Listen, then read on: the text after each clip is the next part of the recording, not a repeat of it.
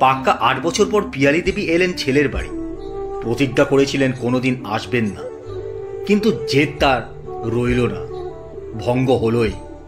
সামনের মাসে ছেলে বৌমা নাকি ডিভোর্স।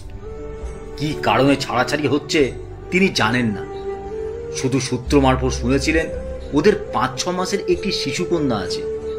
অনেক ডাক্তার বদ্যি করে হয়েছে, কিন্তু কি এমন কাণ্ড ঘটল, পীড়িতের শখ এর মধ্যেই মিটে গেল। লুকিয়ে বিয়ে করে আবার লুকিয়ে ডিভোর্স। বলিহারি ছেলে, বলিহারি তার বুদ্ধি। পিয়ালি দেবী ছেলের বাড়ি পা দিয়ে বুঝলেন অবস্থা অত্যন্ত গরম। শিশুকন্যাটি ত্রাহি ত্রাহি চিৎকার করছে। খাটের ওপর বিছানায় তার একটি পা কাপড় ছিঁড়ে বাঁধা, যেন সে উল্টে গড়িয়ে না পড়তে পারে নিচে। এই ব্যবস্থা করে ওর মা গেছে ওয়াশরুমে, আর গজেন বাইরের বারান্দায় চুপ করে বসে, যেন পুকুর ধারে বসে ছিপ ফেলেছে জলে। সামান্য ডিস্টার্ব করলে খেপে যাবে। মেয়ের চিৎকার তার কানেই যাচ্ছে না। হঠাৎ এতদিন পর মাকে আসতে দেখে সে তিরিং করে লাফিয়ে উঠল, 2 পা পিছিয়ে গিয়ে একটু হাসল, তারপর আবার গম্ভীর হলো। উল্টো দিকে মুখ ঘুরিয়ে বলল, এখানে কিন্তু মাতব্বরি ফলাবে না, এটা আমার বাড়ি। ইলার পক্ষ নিয়ে কিছু বলবে না। ইলা গজেনের স্ত্রী। পিয়ালি দেবী 8 বছর পর ছেলেকে দেখলেন। চুলে কেমন এলোমেলো পাক ধরেছে, সংসার যন্ত্রণায় যেন একেবারে বিধ্বস্ত। অনেকক্ষণ ঝগড়া করলে রেগে থাকলে মুখের ভাব যেমনটা হয়, ঠিক তেমন একটা ভাব নিয়ে গুরুগম্ভীর হয়ে বসে গজেন। পিয়ালি দেবী ছেলের কথায় কান না দিয়ে হনহন করে ঢুকে গেলেন বেডরুমে।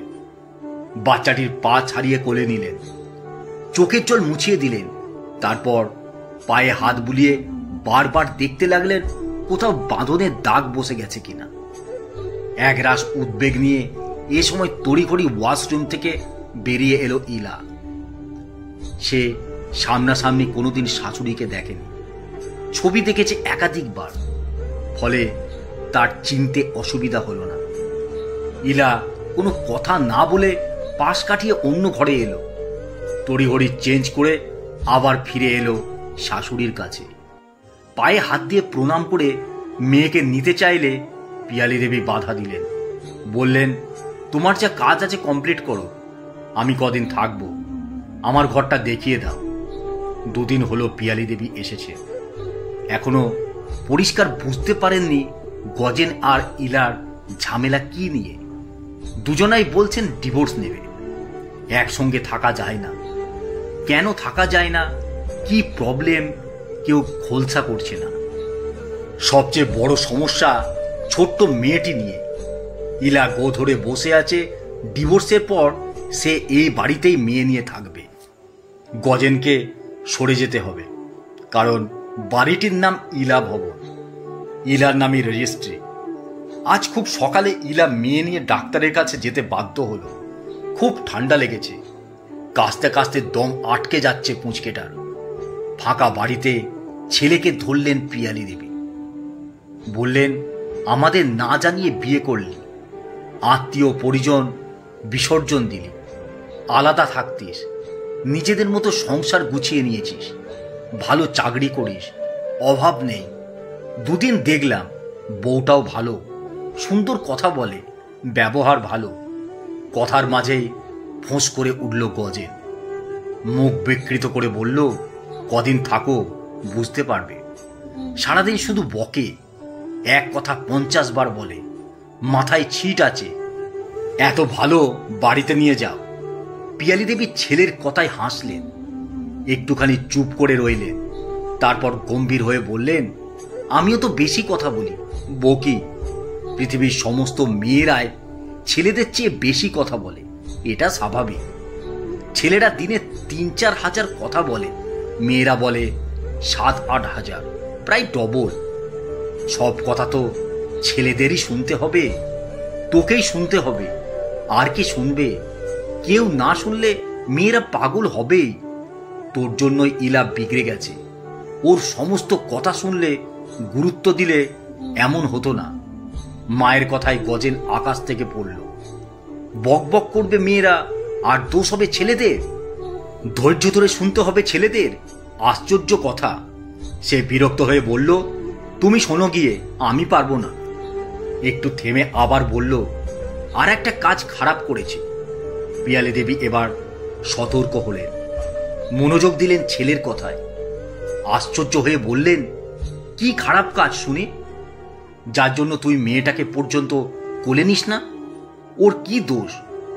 গজেন ফট করে বলে ফেলল, মেয়ে কি আমার নাকি? মেয়ে তো ওর বান্ধবীর। ঋতমা মারা যাবার পর এনেছে, এখন বলছে আর কাউকে দেবে না, কাগজপত্র রেডি করে ফেলেছে। পিয়ালি দেবী চোখ বড় বড় করে বললেন, ওর বান্ধবীর মানে? মানে আবার কি? ঋতমা সিঙ্গেল মাদার, কিছুদিন আগে কিডনি খারাপ হয়ে মারা গেছে। তখনই আইনি জট কাটিয়ে ইলা বাচ্চাটাকে এনেছে। পিয়ালি দেবী অনেকক্ষণ স্তব্ধ হয়ে বসে রইলেন। ধীরে ধীরে উঠে গেলেন ছেলের পাশ থেকে। তারপর বারান্দায় এসে দাঁড়িয়ে রইলেন চুপ করে। ঘণ্টাখানি পর ঘেমে নিয়ে মেয়ে কোলে ইলা এলে পিয়ালি দেবী ছুটে গিয়ে ঘুমন্ত শিশুটাকে ছিনিয়ে নিয়ে বুকে চেপে কেঁদে ফেললেন।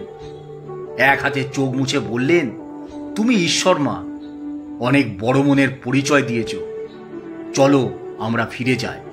এমন মেয়ে পেয়ে যে কোলে নিতে চায় না, সে আর যাই হোক মানুষ নয়।